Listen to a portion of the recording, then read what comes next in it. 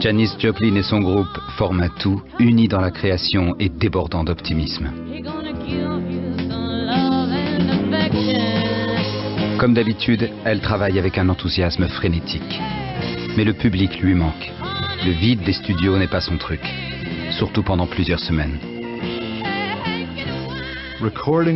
Les enregistrements étaient toujours fastidieux pour Janis, parce qu'elle s'ennuyait beaucoup. Pas durant les sessions, mais les jours où sa présence n'était pas nécessaire. Et quand Janis s'ennuyait, elle avait tendance à retomber dans ses mauvaises habitudes. L'héroïne qu'elle achète ce jour-là est 5 fois plus concentrée que la poudre qu'on trouve habituellement sur le marché. Avec sa consommation quotidienne d'alcool, le mélange est fatal. Elle meurt dans la nuit du 3 au 4 octobre 1970. Elle n'a que 27 ans. On l'a retrouvée serrant dans la main la monnaie d'un distributeur de cigarettes et un paquet de cigarettes, le visage contre le sol, dans un hôtel miteux. Quelle tristesse.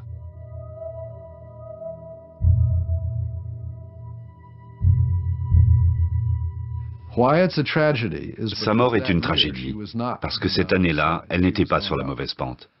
Elle reprenait le dessus, au contraire. Elle avait pris sa vie en main comme jamais.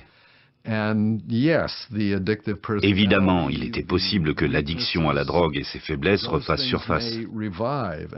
Mais tous ceux qui étaient dans son entourage cette année-là étaient convaincus qu'elle allait réussir à vaincre ses démons.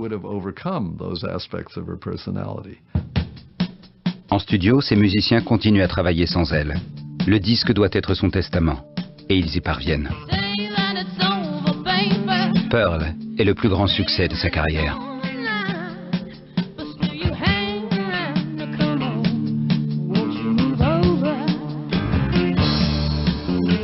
40 ans plus tard, Janis Joplin, la rebelle, est entrée dans la légende.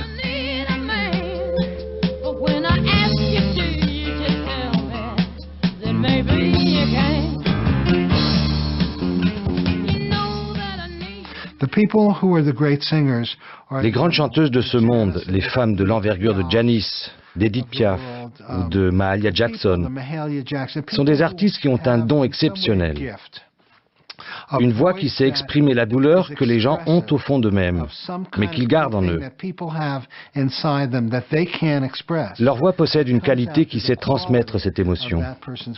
Et Janis possédait ce don. C'est pour cette raison qu'on écoutera toujours ses chansons. Sa voix avait cette magie particulière. Elle avait cette âme. Dès qu'on l'entend, on est saisi par sa vérité, son émotion. Elle nous touche droit au cœur. Elle fait vibrer les sens et résonne dans le corps entier. Elle est authentique.